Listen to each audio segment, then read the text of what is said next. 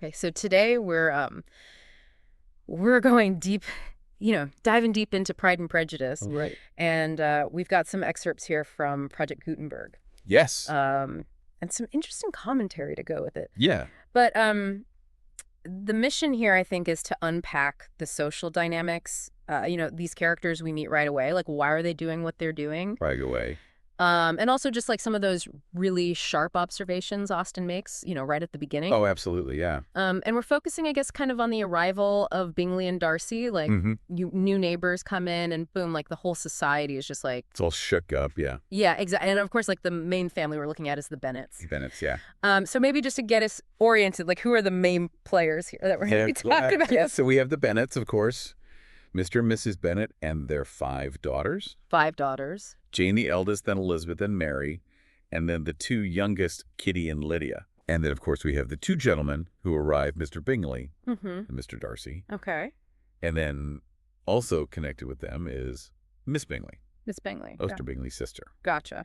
And then we have some of the other kind of key figures in this little world. Okay, yeah, like their little society there. Yeah, we have Mrs. Long, who is kind of the town gossip. She brings all the news. Right. And then we have Sir William and Lady Lucas and their daughter Charlotte, right. who also becomes very important. Okay. And later on, we meet Mr. Wickham, Mrs. Gardner, who's Elizabeth's aunt. Okay. And then, of course, we have Mr. Collins, who is a rather unique character. He's quite a character. Yes, definitely. Yes. Okay, so... Yeah. Lots of personalities. Lots of personalities. And it's really amazing how Austen kind of sets all of this up. Yeah. In these very first chapters, the dynamics are... Yeah, it's all there. All there. So, okay, so like setting the scene, it's the village of Longbourn. Right. But like, what's the thing that happens that kind of like gets this whole ball rolling? Well, the big news is that Netherfield Park, which is this large estate in the neighborhood, has been let to a Mr. Bingley. Okay. And he is a single man with a good fortune. I see where this is going. Yes. And Mrs. Bennet, being Mrs. Bennet, is immediately like, okay. The opportunity is knocking. Opportunity is knocking, yes. Yeah. So let's talk about her. I mean, she is just like obsessed right from the beginning. She is. Like her whole world is like... Marriage. Yes, exactly. That is her, that is her goal in life, to get her daughters married. Well, okay, but why though? I mean, is it just that she's like, kind of a silly woman, or is there more to it? Well, I think there is more to it, and the commentary kind of points this out. Okay.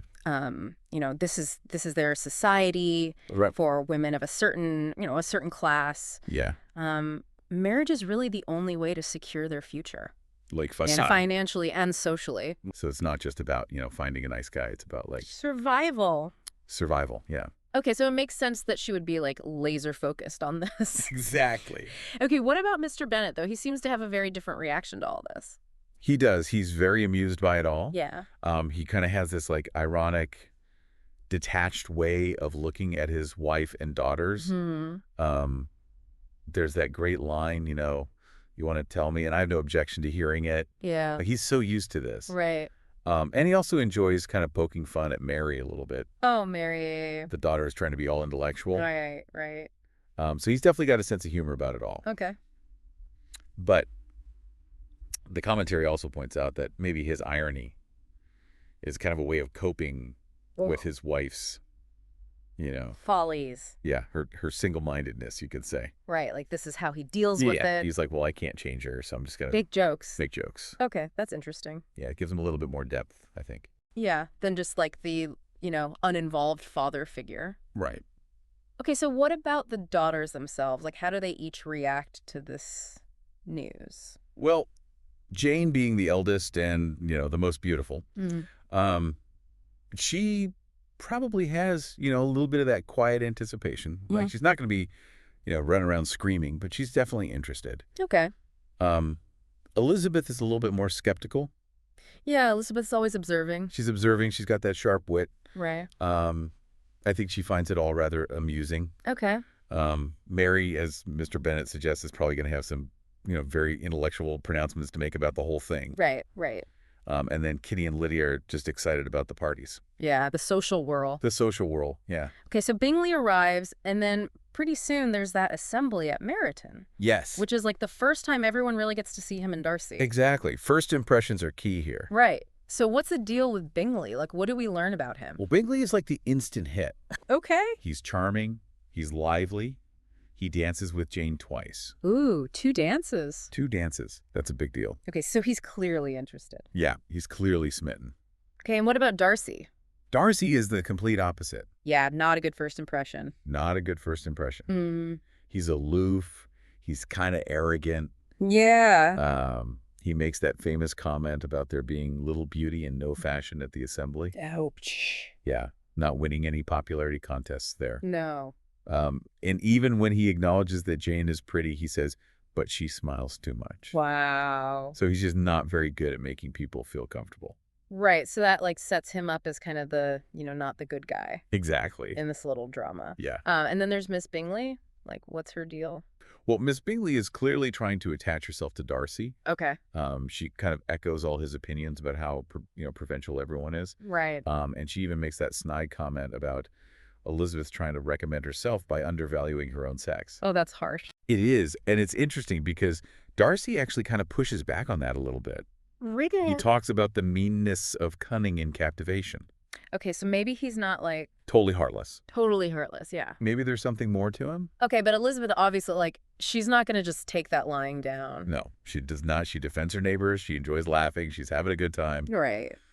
And it's just such a contrast to Darcy, who seems to take himself so seriously. Yeah, so we're already seeing, like, that kind of, clash of personalities. Absolutely. Okay, so then Jane gets sick. Oh, yes. And has to stay at Netherfield. And Mrs. Bennet is thrilled. Yeah, of course. Like, this is her dream come true. Exactly. She's like, oh, this is it. Right. This is my chance to get Jane and Bingley together. Okay, and Elizabeth goes to visit her. She does, and this is where we really see Miss Bingley's true colors. Okay. She's all nice to Jane, but then when Elizabeth shows up, she's like completely different. Oh, wow. She calls her a mixture of pride and impertinence. Oh, my gosh. She says she's almost wild. Ouch. And Mrs. Hurst, who's Bingley's other sister, chimes in and says that the only thing Elizabeth has to recommend her is being an excellent walker. Okay, so they're really laying it on thick. They are, yeah. Okay, and then there's that interesting conversation between Darcy and Elizabeth about accomplished women. Yes, this is a big one. So what does it tell us about them? Well, Darcy has this very narrow definition of what an accomplished woman should be. Okay. Like, she has to be skilled in like a million different things. Wow. And he claims that he knows very few women who actually meet his standards.